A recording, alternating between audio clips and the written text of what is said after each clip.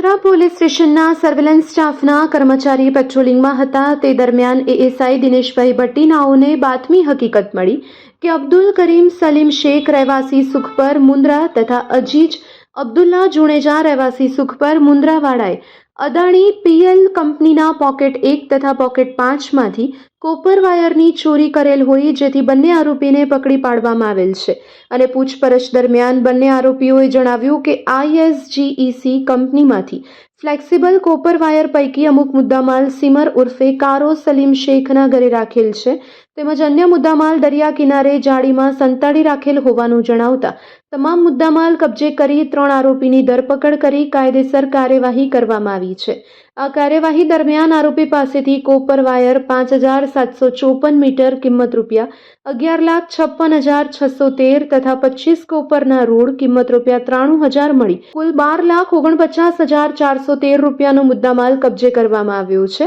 અને વણશોધાયેલ કેબલ ચોરીના ગુનાને ડિટેક્ટ કરવામાં આવ્યો છે। પકડાયેલ આરોપી અબ્દુલ કરીમ સલીમ શેખ, અજીજ અબ્દુલ્લા જુણેજા, સમીર ઉર્ફે કારો સલીમ શેખ અને ઉસ્માન સલીમ જુણેજા છે। તો પકડાયેલ આરોપીમાંથી સમીર ઉર્ફે કારો સલીમ શેખનો મુન્દ્રા પોલીસ સ્ટેશનમાં ગુનાહિત ઇતિહાસ પણ રહેલો છે। આ સમગ્ર કામગીરીમાં મુન્દ્રા પોલીસ સ્ટેશનના સ્ટાફના માણસો જોડાયા હતા।